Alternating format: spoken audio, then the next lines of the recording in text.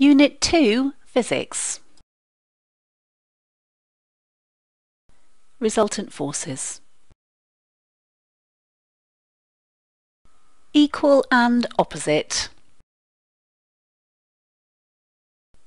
The unit of force is the Newton, which is always given capital N as its symbol.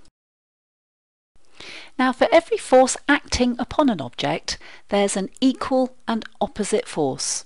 So, for example, when a cannon fires, it recoils. So here's a cannon recoiling. When the cannon fires, the cannonball is thrown out forwards, and the equal and opposite force is pushing in the backwards direction. So the cannon itself recoils, it rolls backwards every time it fires. Another example, in the swimming pool, when you push backwards on the water in the swimming pool, the water pushes on you with a forward force. So here's you in the swimming pool. As you push backwards on the water pushes forwards on you and gives you a forwards motion. More examples. When a boat pushes down on water, the water pushes upwards on the boat. When you lean on a wall, the wall pushes back on you. And when a boat's propeller pushes against the water pushes against the propeller. Okay, so let's think about resultant forces. Think of it as kind of overall forces. What about when there is zero resultant forces? Now, all objects are acted upon by more than one force, but the net or overall force is called the resultant force. Now, if forces in different directions are equal, and if they cancel each other out, then they produce zero resultant forces. Now, this means that if an object is stationary, staying still, then it remains stationary.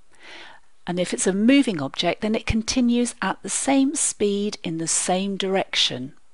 So, for example, with a horse, if it's pulled downwards by its own weight and pushed upwards by the force of his own muscles, when weight equals the upwards push, the horse remains standing. So here's a horse. This is William. The downwards pull of gravity is counteracted or balanced by the upwards push of his muscles, and so he remains standing till he falls asleep. A person walking, their legs push forwards, but friction and air resistance push backwards on them. The resultant force is zero, so the water continues at the same pace. In other words, there's no acceleration or deceleration.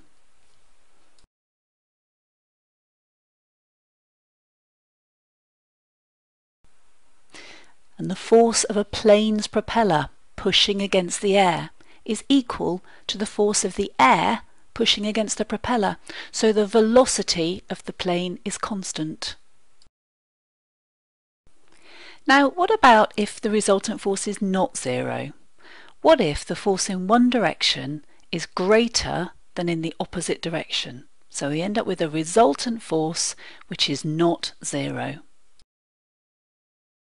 Now, if that's the case, and if it's a moving object, then it will accelerate or decelerate in the direction of the resultant force. And if it's a stationary object, then it will accelerate in the direction of the resultant force.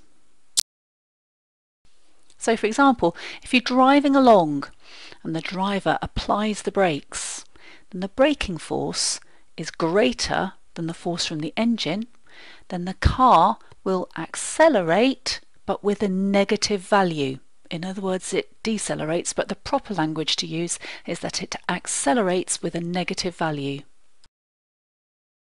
Now, just a word to explain that. The term acceleration in physics is used to describe speeding up or slowing down.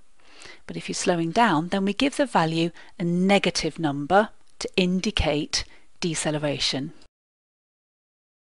So, for example, minus 13 meters per second squared means to slow down by 13 meters per second squared.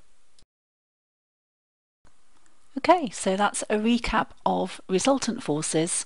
Why don't you go on to the self-test questions now and see how you get on?